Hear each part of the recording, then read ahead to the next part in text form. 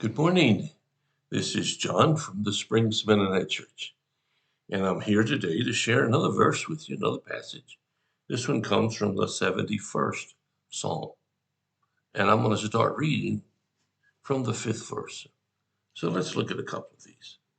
O Lord, you alone are my hope. I've trusted you, O Lord, from childhood. Yes, you have been with me from birth.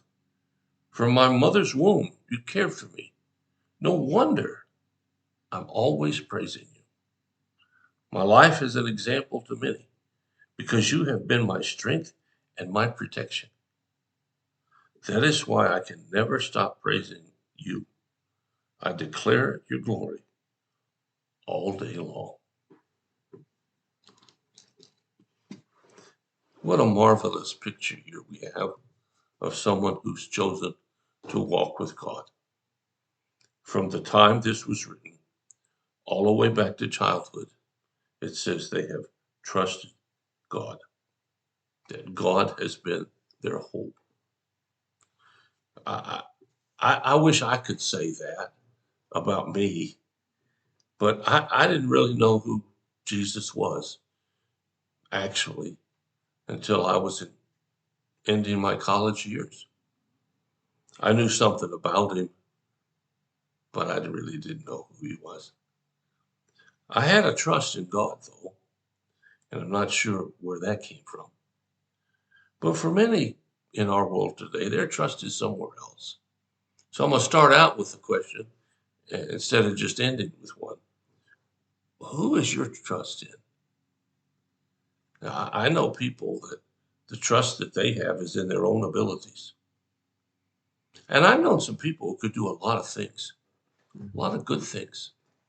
And they could create things, they could fix things, they could manage things.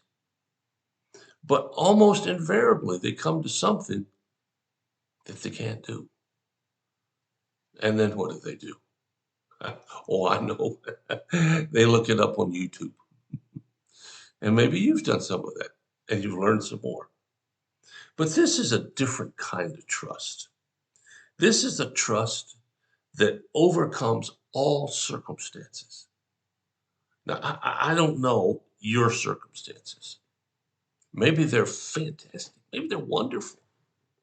Maybe they're kind of wishy-washy. And maybe they're just downright horrible.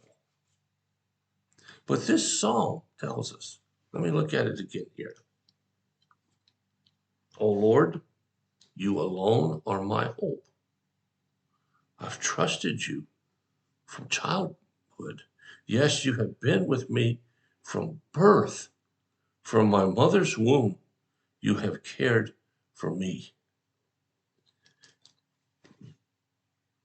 God is the God that you can trust. Now, that does not mean that nothing bad's ever going to happen to you. It never says that.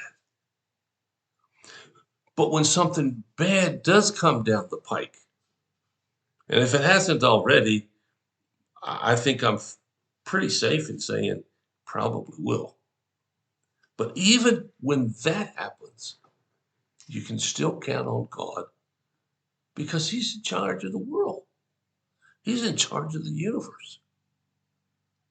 It says here, you've been with me since I was a child, and even before I was a child, when I was in the womb. That's how overcaring God is. And it's descriptive of God, the way He wants to treat you in your life, the way He wants you to understand how much He loves you.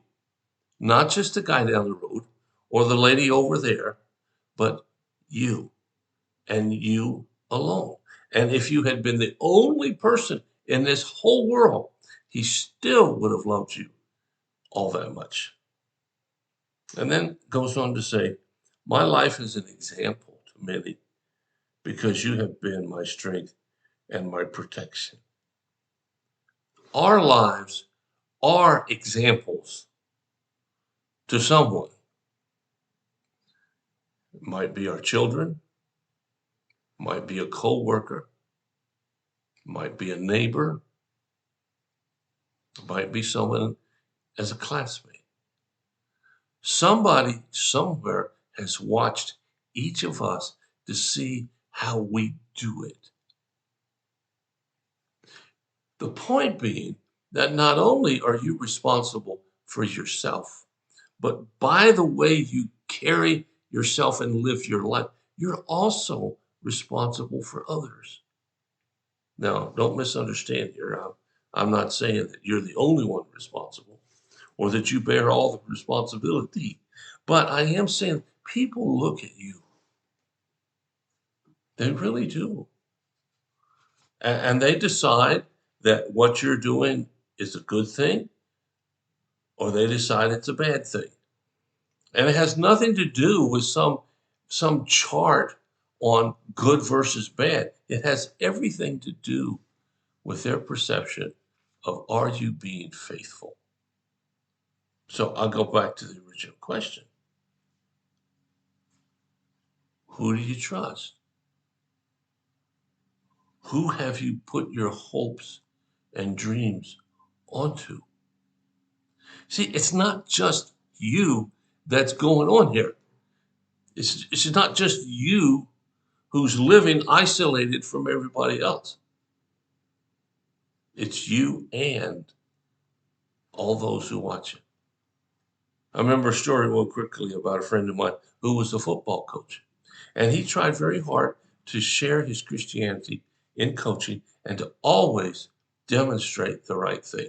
And then in one game, don't know what happened exactly. He got really, really frustrated with a call or something. And the referee had put the ball down on the ground without him knowing it. And in a fit of anger, he turned around and he kicked his leg in the air and he happened to send the ball all the way across the field. And everybody noticed. He said later he felt so embarrassed. He did apologize to his team, but there were those who were watching him and they saw that football go sailing over there. His example was not what he wanted it to be. And I hope your example of living is what you would like others to see.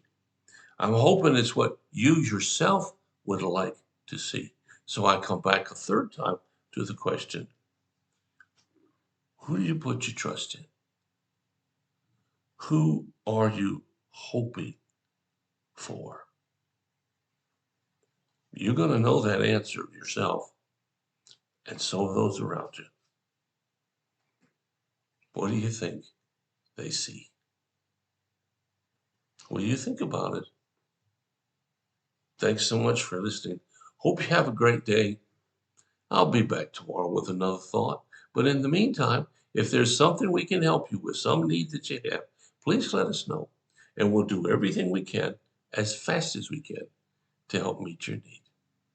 Thank you so much again. God bless you. I'll be back tomorrow.